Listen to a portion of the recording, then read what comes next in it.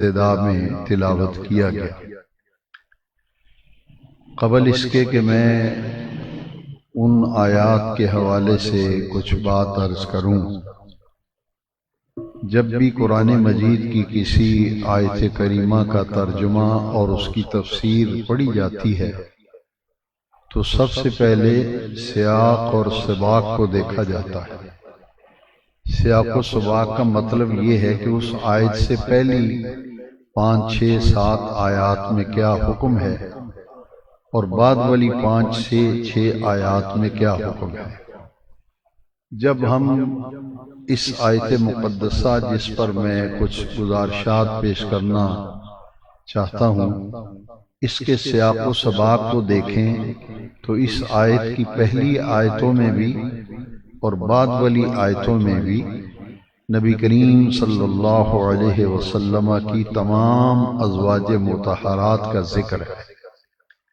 وہ خوش نصیب خواتین، وہ پاک باز مقدس عورتیں جن کو نبی کریم صلی اللہ علیہ وآلہ وسلم نے اپنے عقد میں آنے کا اعزاز بخشا، انہیں حضور کا حرم ہونے کی عزت ملی۔ اللہ رب العزت نے قرآن مجید میں ان کا تذکرہ کرتے ہوئے ارشاد فرمایا، النبی اولا بالمؤمنین من انفسہم، کہ میرے محبوب نبی تمہاری ایمان والوں کی جانوں سے بھی زیادہ قریب ہیں، وَأَزْوَاجُهُ أُمَّهَاتُكُمْ، اور ان کی تمام بیویاں ایمان والوں کی مائیں ہیں۔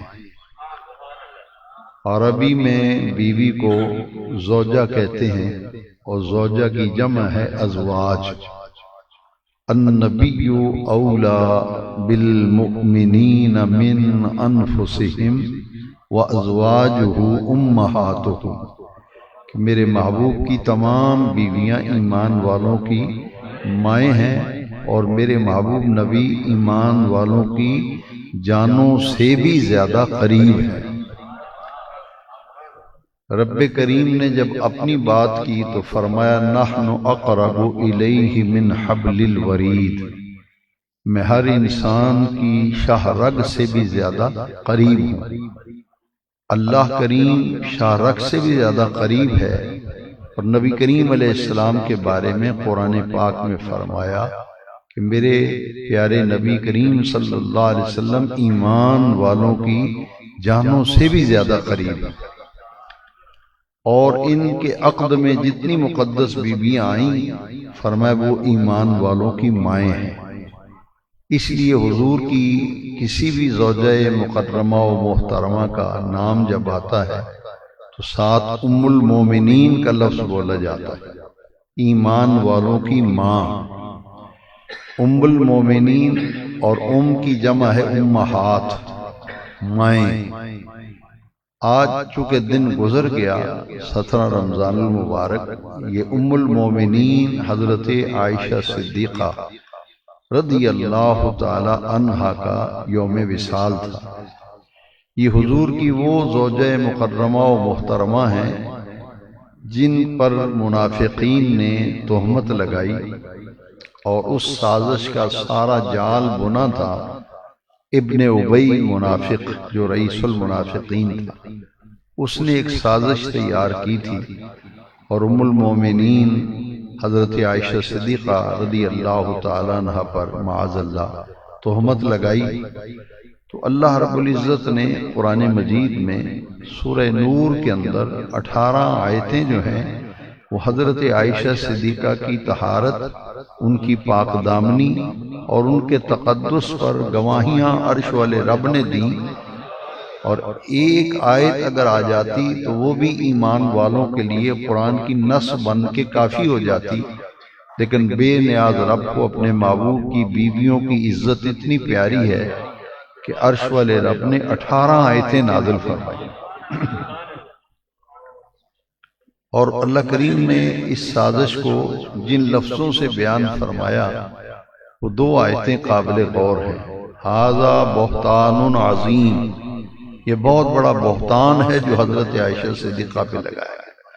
دوسری آیت میں فرمایا ھذا افک مبین، یہ الزام ہے، یہ تہمت ہے، یہ سازش ہے حضور نبی کریم علیہ السلام کو ایذا دینے کے لیے۔ حضرت سیدنا علی المرتضیٰ کرم اللہ تعالی وجہ الکریم نے جب حضرت عائشہ صدیقہ رضی اللہ تعالیٰ عنہ پر منافقین نے تہمت لگائی تو ظاہر بات ہے کہ ایک بے گناہ آدمی پر جب تہمت لگائی جائے تو اس کی طبیعت و مزاج پر بھی اثر ہو جاتا ہے۔ حضور نبی کریم صلی اللہ علیہ وسلم کی جو کیفیت تھی وہ تو حدیث شریف میں موجود ہے، مگر حضرت عائشہ صدیقہ رضی اللہ تعالیٰ عنہ پاک دامنہ تھی، ان کی شان میں آیتیں نازل ہوئی تھیں، انہوں نے اتنا صدمہ لیا کہ آپ بیمار پڑ گئے۔ تو اللہ رب العزت نے اپنے محبوب کریم علیہ السلام کی تشفی اور تسلی کے لیے 18 آیات قرآن مجید میں نازل فرمائی تھی، اور اس کا ایک بڑا ہی دل خراش پہلو یہ ہے کہ کچھ مخلص مسلمان جو ہیں وہ بھی پراپوگنڈے کا شکار ہو گئے تھے، اور ان کو بھی حضرت عائشہ صدیقہ نے پھر دل سے معاف کر دیا تھا۔ تکلیف ہوئی لیکن معاف کر دیا کہ وہ پروپیگنڈے کا شکار ہو گئے تھے مخلص، لیکن باتیں سن کر طبیعت پہ کچھ اثر ہو گیا۔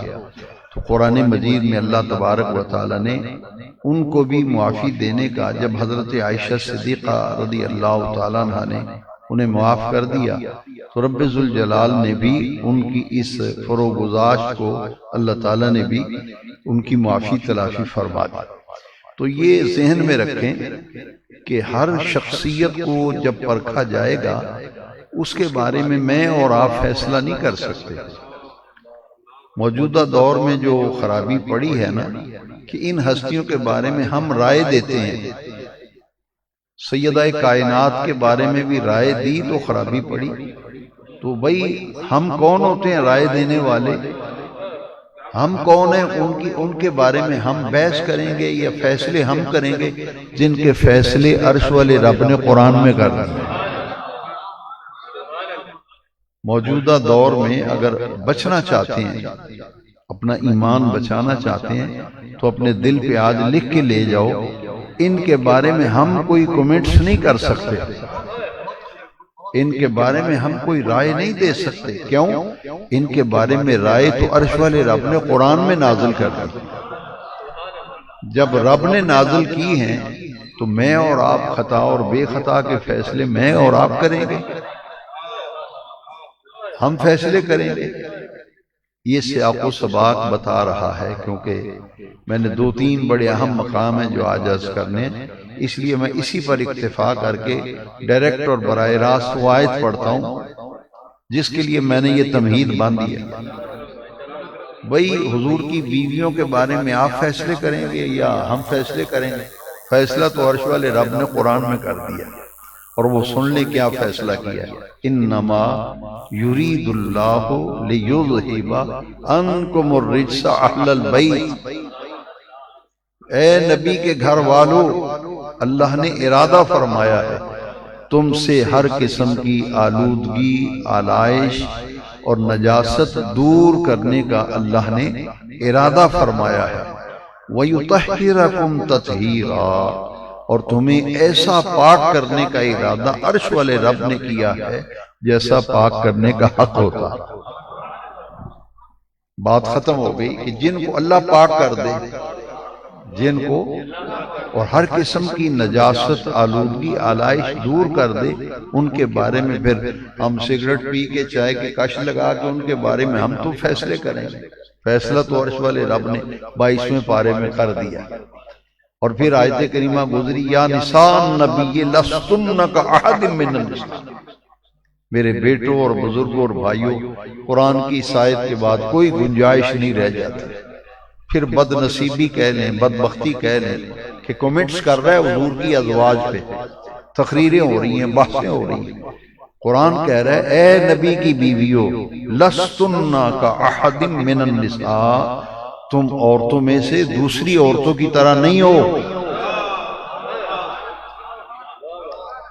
آیت ہے میرے بیٹوں، قرآن کی آیت ہے، یا نساء النبی، اے نبی کی بیویوں، لستن کاحد من النساء، نہیں ہو تم دوسری عورتوں میں کسی ایک کی طرح، تم حضور کی بیوی ہو، معمولی درجہ ہے، اور صرف بیوی نہیں، امہات المومنین، ایمان والوں کی مائیں۔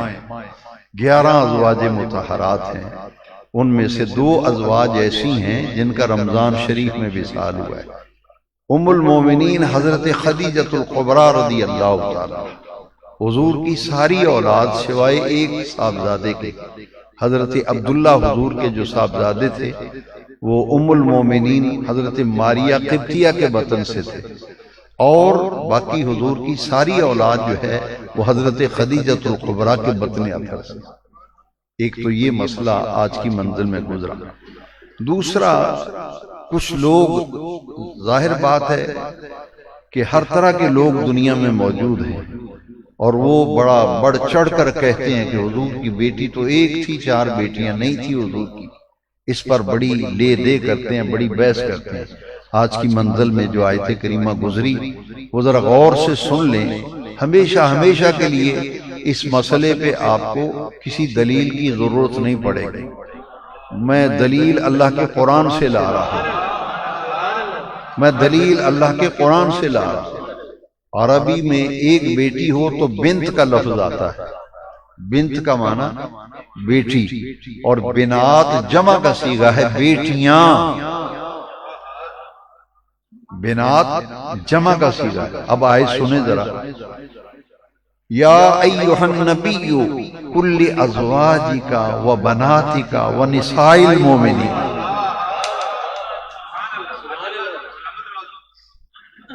اے پیارے حبیب صلی اللہ علیہ وسلم فرما دیجئے، لے ازواجی کا، زوجہ کی جمع ازواج، کاف ضمیر خطاب کی ہے، اپنی بیویوں سے فرما دیجئے، وَبَنَاتِكُمْ، اور اپنی بیٹیوں سے فرما دیجئے۔ اگر ایک بیٹی ہوتی وَبِنْتِكُمْ کا لفظ آتا کہ محبوب اپنی بیٹی، یہاں بیٹیاں فرمایا، تو حضور کی شہزادیاں کتنی تھیں؟ 4، 3 نبی پاک کے صاحبزادے تھے، 4 بیٹی، کل 7 اولاد تھی نبی پاک سے، لیکن صاحبزادگان جو تھے، شہزادگان، وہ کم سنی میں انتقال کر گئے، وہ کم سنی میں وصال فرما گئے۔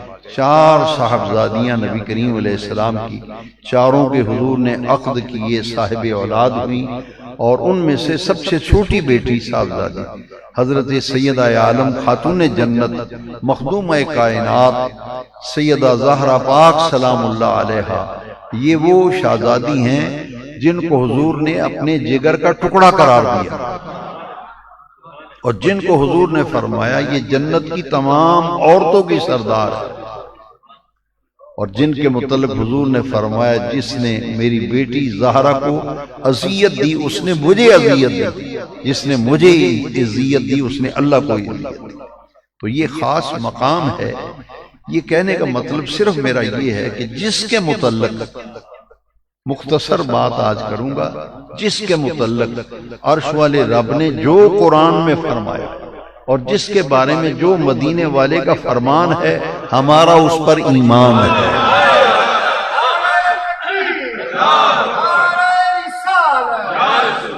اس پر ڈٹ جاؤ، طوفان آ جائیں، اندھیریاں آ جائیں، کتابوں کے ٹرکوں کے ٹرک بھر کے لوگ آ جائیں، ہم کسی کو ماننے کے لیے تیار نہیں، ہمیں لیے اللہ کا قرآن کافی ہے۔ جب قرآن نے کہہ دیا ہے یا ایھا النبی قل لازواجک و بناتک، تو جب جمع کا صیغہ آ گیا تو حضور کی بیٹیاں بھائی 4 ہیں، ایک نہیں ہے۔ اور پھر یاد رکھیے حضرت عثمان غنی کو حضور نے 2 رشتے دیے تھے، ایک بیٹی دی، ان کا انتقال ہوا، پھر دوسری دے دی۔ اب یہ حدیث ساتھ ملا لیں گے تو اور لطف آئے گا کہ حضور نے جو فرما دیا ہمارا ایمان ہے۔ ہم کون ہیں کمنٹس کرنے والے بھائی؟ ہم کون ہیں رائے دینے والے؟ حضرت رقیہ کا انتقال ہوا تھا غزوہ بدر، 17 رمضان المبارک، حضرت رقیہ، ان کا جب انتقال ہوا تو حضور تعزیت کے لیے بدر سے واپس سیدھے حضرت عثمان کے گھر گئے تھے۔ حضرت عثمان کی آنکھوں میں آنسو تھے تو حضور نے فرمایا اصبر یا عثمان، عثمان صبر کرو، دنیا فانی ہے، جو آیا ہے جانا ہے۔ عرض کی حضور یہ غم نہیں کہ بیٹی میری بیوی فوت ہو گئی، یہ غم نہیں، صدمہ اس بات کا کہ میرے گھر میں رسول اللہ کی بیٹی صاحبزادی شہزادی کی جو برکتیں تھیں ان کے فوت ہونے سے وہ برکتیں بھی اٹھ گئی ہیں۔ اب حضور نے یہ فرمایا کہ اے عثمان پریشان نہ ہو، میری دوسری بیٹی ام کلثوم ہے، اس کا نکاح میں تیرے ساتھ کرتا ہوں۔ تو حضور کی صاحبزادیاں کتنی ہیں؟ 4، اور ازواج مطہرات 11۔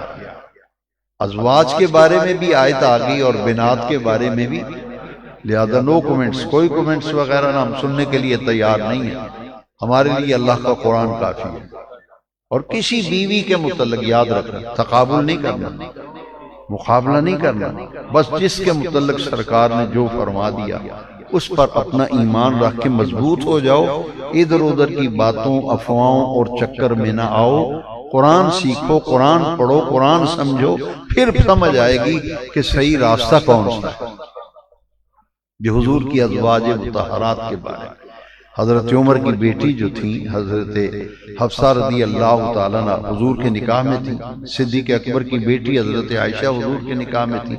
اب جن سے حضور نے نکاح فرمایا، حضرت جویریہ تھی، حضرت ام المومنین میمونہ تھی، جس بیوی کی سیرت پڑھیں تو حیران ہو جائے آدمی کہ اللہ تعالیٰ نے ان پاک باز پاک دامن بیویوں کو اتنی عزت دی ہے کہ قرآن مجید میں جا بجا ان کی عظمتوں کے تذکرے موجود ہیں۔ تو یہ آیت جو ہے نا، انما یرید اللہ لیذھب عنکم الرجس اہل البیت ویطہرکم تطہیرا، اچھی طرح کان کھول کر سن لو، اس آیت کا مصداق حضور کی 11 ازواج مطہرات۔ یہ آیت حضور کی ازواج کے بارے میں نازل ہوئی ہے، حضور کی تمام بیویوں کو۔ بیوی گھر والی ہوتی ہے نا، اہل البیت، اے نبی کے گھر والی۔ تو گھر والیاں کون ہوتی ہیں؟ بیویاں ہیں، یہ بیویوں کے بارے میں ہے نا۔ لیکن یاد رکھیے ہمارا ایمان ہے کہ اہل بیت اطہار کون ہیں؟ مولا علی پاک، تمام بیویاں اہل بیت، حضور کی 11 بیویاں اہل بیت، حضرت مولا علی، سیدہ زہرا پاک، حسن پاک، حسین پاک، یہ کیا ہیں؟ اہل بیت۔ اب سنو ذرا، قرآن کی روح سے تمام بیویاں کیا ہیں؟ اہل بیت۔ اور حضور نے ان 4 ہستیوں کو اپنے کمبل کے نیچے لیا۔ حضور نے فرمایا اللہم ہؤلاء اہل بیتی، یا اللہ یہ بھی میرے اہل بیت ہیں، یہ بھی میرے، وَتَحْهِرْهُمْ تَطْهِيرًا، یا اللہ ان کو بھی ایسے پاک کر دے جیسے پاک کرنے کا حق ہوتا ہے۔ تو یہ دل پہ لکھ لو آج میرا یہ جملہ کہ یہ 4 ہستیاں 5ویں نبی پاک، اسی لیے 5 تن پاک کا لفظ جو بولا جاتا ہے نا، یہ اس لیے بولا جاتا ہے نبی کریم صلی اللہ علیہ وسلم 4 ہستیاں، مولا علی پاک، زہرا پاک، حسن پاک اور حسین پاک، یہ زبان رسول سے بھی حضور کے اہل بیت ہیں، اور قرآن کے مصداق بھی یہ 4 شخصیت ہیں۔ یہ قرآن کی روح سے بھی اہل بیت ہے اور حدیث کی روح سے بھی اہل بیت۔ میرا اپنا یہ ذوق ہے، کسی کتاب میں یہ لکھا نہیں، میں اس نتیجے پر پہنچا ہوں کہ حضور نے ان کا نام لے کے کیوں فرمایا کہ یا اللہ یہ بھی میرے اہل بیت ہے، اس لیے کہ ان کے اہل بیت ہونے کا کوئی انکار نہ کر سکے، ان کے اہل بیت ہونے کا کوئی انکار نہ کر سکے، سب کو علم ہو جائے کہ زبان رسالت سے انہیں ٹائٹل ملا ہے کہ یہ بھی میرے اہل بیت ہے۔ اور ایک میں اضافہ کرنا چاہوں گا، یہ میرے آقا کی مرضی ہے نا، حضور پابند ہے کسی کے۔ حضرت سلمان جو فارس سے آئے تھے، ایران کے رہنے والے، حضرت سلمان فارس ایران جسے کہتے ہیں، وہاں سے آئے تھے، تو حضور نے صحابہ کے بڑے مجمع میں فرمایا تھا سن لو سلمان بھی میرے اہل بیت میں شامل ہے، سلمان بھی میرے۔ ہم جب عراق زیارات کے لیے گئے تھے، حاجی شیخ محمد شیراز صاحب میرے ساتھ تھے، بیٹھے ہوئے ہیں، ان سے پوچھیے ہم حضرت سلمان فارسی کے مزار پہ حاضری دینے کے لیے گئے تھے، وہاں بھی یہ حدیث لکھی ہوئی تھی، سرکار نے فرمایا سلمان و اہل بیتی، یہ سلمان فارسی بھی میرے اہل بیت میں شامل ہے۔ بات یہاں ختم ہوتی ہے یار، جو رب نے فرما دیا وہ حق، جو مدینے والے نے فرما دیا وہ حق، بس اسی پہ ڈٹ جاؤ، نہ ادھر کی ضرورت ہے نہ ادھر کی ضرورت ہے، ہمیں کسی دلیل شلیل کی ضرورت نہیں، ہمارے لیے اللہ کا قرآن کافی۔ پھر آج کی منزل میں وہ محتمم بشان آیت پڑھی گئی جو عقیدہ ختم نبوت کی بنیاد ہے۔ یہ دل پر لکھ لیں، چند ایسے عقیدے ہیں جو اسلام کے بنیادی عقیدے ہیں، ان سے ہم غافل نہیں ہو سکتے، ان کے بارے میں ہمارے اندر کوئی لچک نہیں ہے۔ وہ عقیدہ توحید کہ اللہ کے سوا کوئی بھری کائنات میں کوئی عبادت اور سجدے کے لائق نہیں ہے، عبادت و سجدے کے لائق صرف اللہ رب العزت کی ذات ہے، اور اللہ کے پیارے محبوب صلی اللہ علیہ وسلم آخری سچے رسول پیغمبر نبی ہیں، قیامت تک آپ پر نبوت کا دروازہ بند کر دیا گیا اور قیامت تک کوئی نیا نبی پیدا نہیں ہو۔ یہ عقیدہ توحید اور عقیدہ رسالت، ایک عقیدہ آخرت کہ قیامت آ کر کے رہے گی۔ وَبِالْآخِرَةِ هُمْ يُوقِنُونَ، سورہ بقرہ میں، کہ ایمان والے جو ہیں، متقین جو ہیں، وہ آخرت پر یقین رکھتے ہیں، انہیں یقین ہے کہ قیامت آ کر کے رہے گی، قیامت کا آنا حق ہے۔ تو یہ عقیدہ توحید، عقیدہ رسالت، عقیدہ آخرت، اور اس عقیدہ ختم نبوت کہ حضور پر نبوت ختم ہو گئی۔ 1.25 لاکھ نبی آئے، 313 یا 315 رسول تشریف لائے، جب آخری رسول پیغمبر اور نبی تشریف لے آئے تو پھر قرآن مجید میں اللہ کریم نے سورہ الاحزاب میں آج کی تراویح میں آیت پڑھی گئی، ما کان محمد ابا احد من رجالکم ولکن رسول اللہ وخاتم النبیین وکان اللہ بکل شیء علیم۔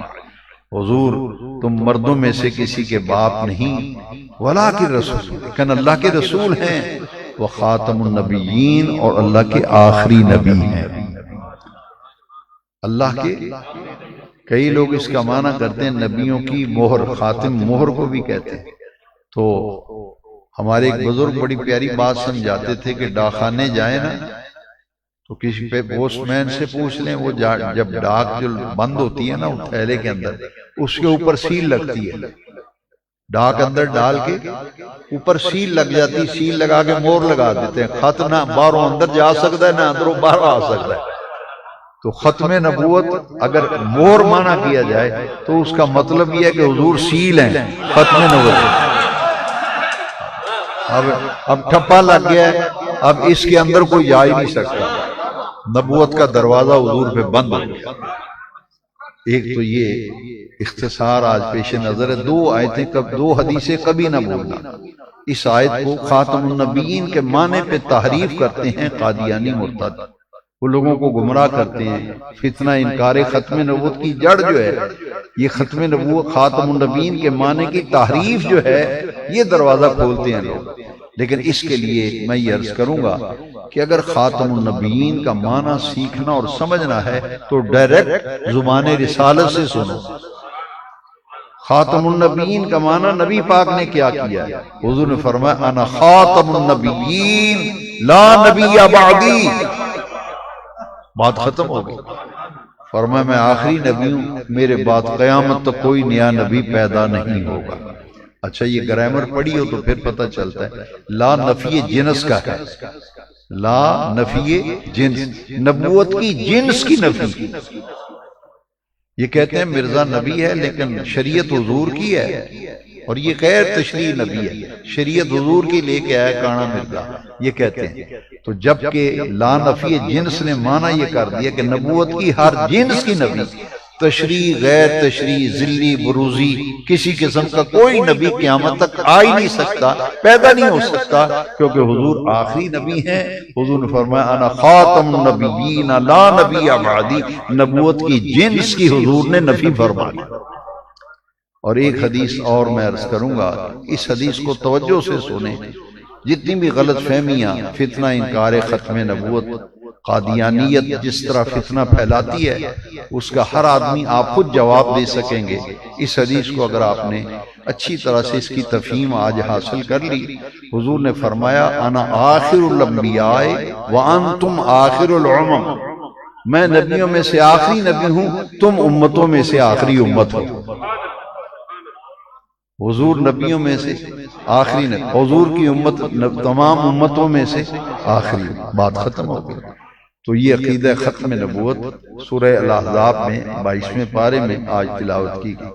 پھر ایک بڑا پیارا مقام ہے، اس پر انشاءاللہ میں ارادہ ہے کہ جمعۃ المبارک پہ اس کے بارے میں عرض کروں گا۔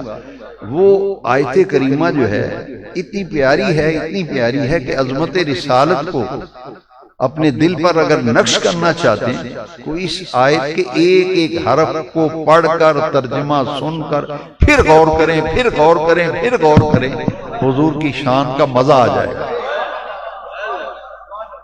کوئی معمولی بات ہے یار، ان اللہ و ملائکتہ، ان اللہ و ملائکتہ یصلون علی النبی یا ایھا الذین آمنوا صلوا علیہ وسلموا تسلیما۔ یہ اس آیت میں اتنا لطف ہے کہ چاہیے تھا کہ اللہ کریم ڈائریکٹ، جیسے قرآن میں اقیموا الصلاۃ وآتوا الزکاۃ، نماز ادا کرو اور زکوٰۃ دو، ہے جی، یہاں آ جاتا صلو علیہ وسلم، بات ختم ہو جاتی، درود بھی پڑھو نبی پاک پہ سلام۔ یہ نہیں کہا، پہلے رب نے اپنا عمل بیان کیا ہے، پہلے اپنا نماز روزے کا حکم دیا ہے مگر اللہ کا عمل نہیں ہے۔ رب نماز پڑھنے سے پاک، روزہ رکھنے سے، ہمیں کہتا ہے نماز پڑھو، روزہ رکھو، حج کرو، یہ کام مخلوق کے ہیں، یہ کام وہ خالق ہے۔ لیکن خالق ہو کر نماز پڑھنے سے پاک، روزہ رکھنے سے پاک، حج سے پاک ہے جی، لیکن جب محبوب کی باری آئی تو محبوب پر درود اور سلام دو چیزوں کا حکم ہے، یہ بھی نوٹ کریں، دو چیزوں کا، ایک درود اور ایک لو جی حکم دینے سے پہلے اللہ کریم نے اپنا عمل بیان کیا ہے، اپنا ان اللہ، بلا شبہ اللہ تبارک و تعالی وملائکتہ، اس کے فرشتے، یصلون، درود بھیجتے ہیں، علی النبی، نبی مکرم صلی اللہ علیہ وسلم۔ اپنا عمل پہلے بیان کیا، بعد میں حکم دیا، یا ایھا الذین آمنوا صلوا علیہ وسلموا تسلیما۔ فرمایا لوگوں جو کام میں کرتا ہوں میرے فرشتے کرتے ہیں، ایمان والو تم بھی وہ کام کیا کرو۔ وہ کام کیا ہے؟ پیارے آقا پر درود و صلو علیہ وسلموا، نہیں صرف، آگے تسلیمہ بھی ہے۔ اچھا، کئی لوگوں کو درود و سلام سے بڑی چڑ ہے۔ اب میں حیران ہوتا ہوں کہ اللہ بے نیاز نے قرآن میں سارے فیصلے کر دیے، سارے جھگڑوں کے فیصلے۔ صلو علیہ، آگے کیا ہے؟ وسلموا، لیکن تسلیمہ پھر آ گیا۔ صلو علیہ کا معنی درود بھیجو محبوب نبی پر، وسلموا اور سلام بھیجو، لیکن تسلیم کا معنی ہے چنگی طرح سلام پڑھو۔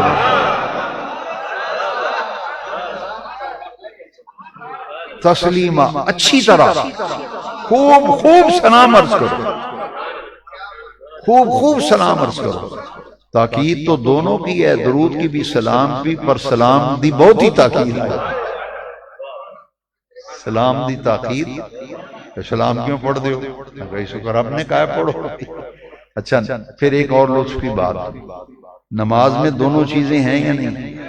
درود بھی اور لو جی بے نیاز رب کو سلام اتنا پیارا ہے، درود بعد میں رکھا ہے، سلام پہلے رکھا ہے۔ سلام پہلے، درود السلام، تحیات بیٹھ، السلام علیکہ ایھا النبی ورحمۃ اللہ وبرکاتہ۔ اچھا، سلام کہہ رہے ہیں نبی پاک پہلے، سلام رب نے نماز میں پہلے رکھا ہے اور درود بعد میں رکھا ہے۔ بلکہ وہ حدیث بڑی پرلطف ہے، بہت پرلطف حدیث ہے، ایمان کو تازگی ملتی ہے، دل کو راحت و سکون ملتا ہے۔ صحابہ نے پوچھا یا رسول اللہ صلی اللہ علیہ وسلم، نماز میں ہم سلام سیکھ لیا، سلام ہم نے سیکھ لیا، السلام علیکہ ایھا النبی ورحمۃ اللہ وبرکاتہ، سلام تے اساں سیکھ لیا ہے کیف نصلی علیہ. اچھا میرے بیٹوں، نوجوانوں، بزرگوں، بچوں، یہ حدیث شریف بخاری شریف میں ہے. صحابہ نے پوچھا کیف نصلی علیہ، حضور آپ پر درود کس طرح بھیجیں؟ سلام تو ہم نے سیکھ لیا ہے، السلام علیک ایھا النبی، کیف نصلی علیہ کہ حضور سانو درود بھی سکھا دیو. تو حضور نے پتہ کیا فرمایا، قولو یوں کہا کرو، یوں عرض کیا کرو، اللہم صلی علی محمد وعلی آل محمد کما صلیت علی ابراہیم وعلی آل ابراہیم انک حمید مجید. اللہم بارک علی محمد وعلی آل محمد کما بارکت علی ابراہیم وعلی آل ابراہیم انک حمید مجید. سلام سیکھ لیا، درود بھی سکھا دے. حضور نے فرمایا سیکھ لو، یہ پڑھا کرو. تو نماز میں سلام پھیر لیا، درود تو ہمیشہ درود شریف وہ پڑھا کرو جس میں صلات کا بھی لفظ ہو اور سلام کا. یہ محتمم بشان آیت ہے. اچھا اس میں مزہ یہ ہے کہ ہر عبادت نبی پاک کی سنت ہے. نماز پڑھنا نبی پاک کی سنت، روزہ رکھنا نبی پاک کی سنت، حج کرنا نبی پاک کی سنت، پر یارو آقا پہ درود و سلام پڑھنا عرش والے رب کی سنت ہے.